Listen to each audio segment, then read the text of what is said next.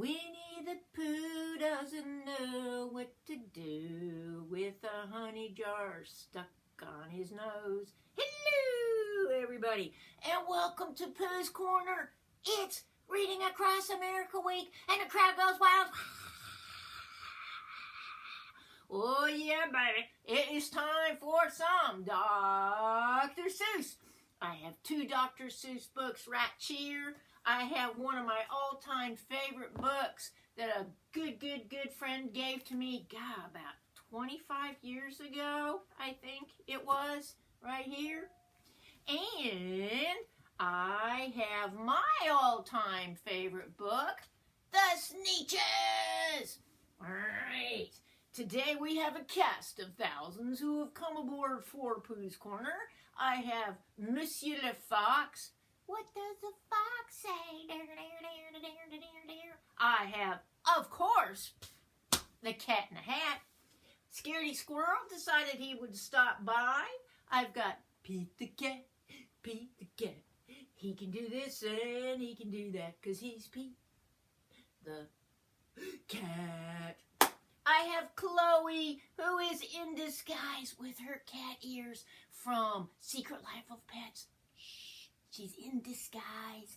And of course I have the one, the only, the OG, who has been in my hats again. He's got my Life is Good hat with Jake riding a bicycle.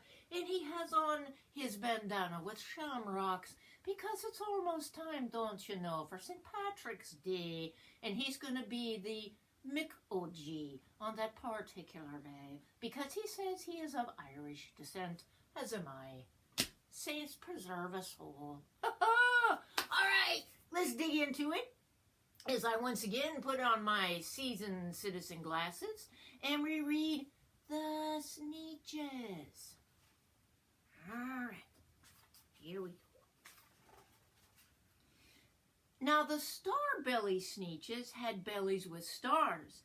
The plain-belly Sneetches had none upon theirs. Those stars weren't so big, they were really quite small. You'd think such a thing wouldn't matter at all. Do you have stars upon yours? Arr, arr, arr. But because they had stars, all the star-belly Sneetches would brag, "We're the best kind of Sneetch on the beaches." With their snoots in the air, they would sniff and they'd snort. "We'll have nothing to do with the plain-bellied sort." Off you go. And wherever they met, when they were out walking, they'd hike right on past them without even talking. When the star-belly children went out to play, could a plain belly get in the game? Not at all. You only could play if your belly had stars, and plain belly children had none upon theirs.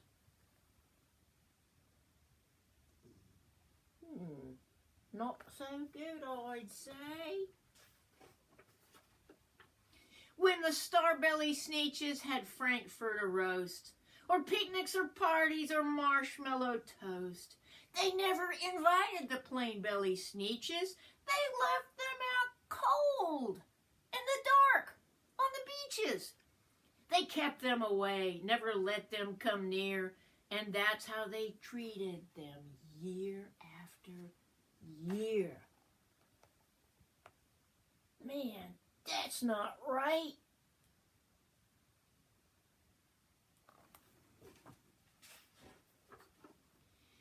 Then one day, it seems, while the plain-belly Sneetches were moping and doping alone on the beaches, just sitting there wishing their bellies had stars, a stranger zipped up in the strangest of cars.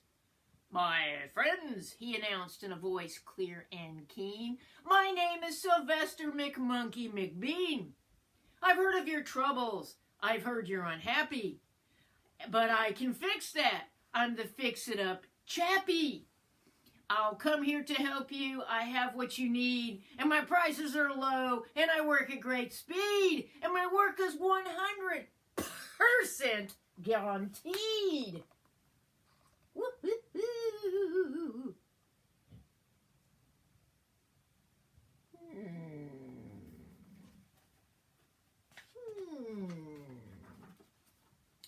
And quickly Sylvester McMonkey McBean put together a very peculiar machine.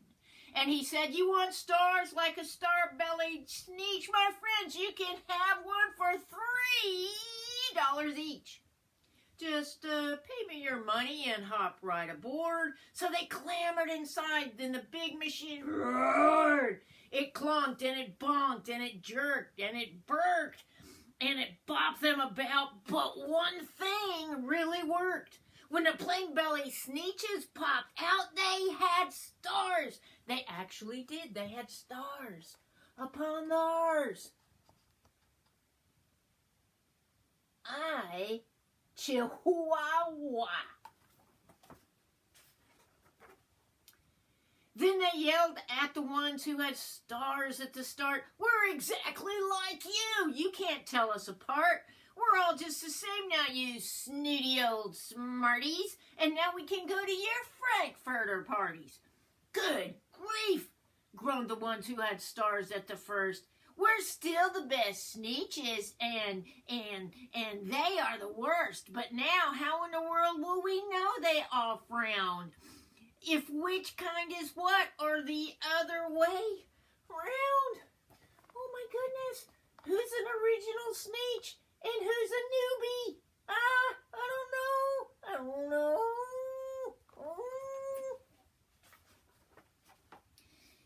Then up came McBean with a very sly wink. And he said, things are not quite as bad as you think. You don't know who's who. That is perfectly true. But come with me, friends. Do you know what I'll do? I'll make you again the best Sneetches on beaches, and it will cost you only $10 eaches. Woo-hoo-hoo.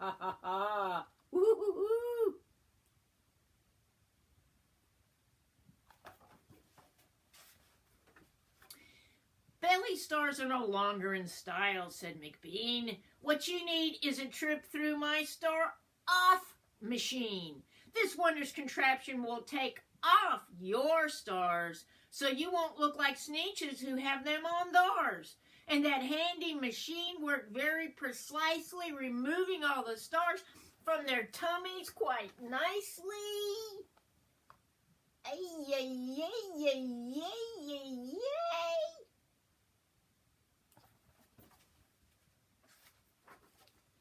Then with snoots in the air, they paraded about, and they opened their beaks and let out a shout. We know who is who, now there isn't a doubt. The best kind of Sneetches are Sneetches without. Then, of course, those with stars all got frightfully mad. To be wearing a star was now frightfully bad. Then, of course, old Sylvester McMonkey McBean invited them to come to his star-off machine. Then, of course, from then on, as you probably guessed, things got into a really, really horrible mess. You got a star, you don't. You got a star, you don't. You got a star, you don't. Oh, man. All the rest of that day on those wild screaming beaches, the fix-it-up chappie kept fix-it-up Sneetches off again, on again, in again, out again. Through the machine they raced round and about again, changing their stars every minute or two. They kept paying money, they kept running through, until neither the plane nor the star bellies knew whether this one was that one, or that one was this one, or which one was that one, or what one was who.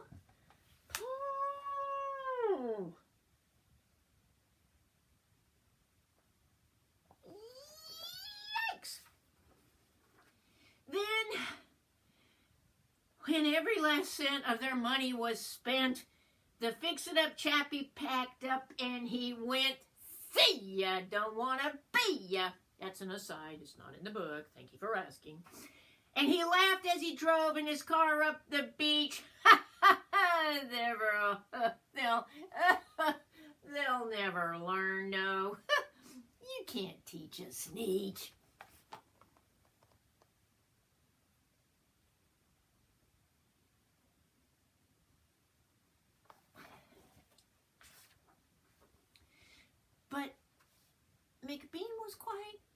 along, I'm happy to say, that the Sneetches got really quite smart on that day.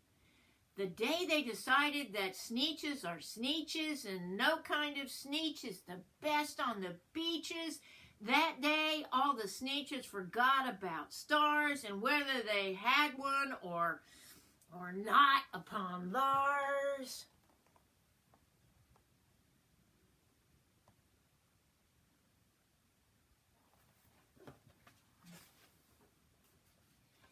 So what do you think, guys? That is a great story, and it teaches us a great lesson, and I hope you guys will take time in your class to talk about that story, because the very lesson is one of the very parts that makes that one of my favorite books. So here we are, yay, on the second day of Read Across America, and tomorrow me and the gang will have another story for you that deals with Read Across America and Dr. Seuss. And remember, when you have a choice, and you always have a choice, choose to be the nice kid.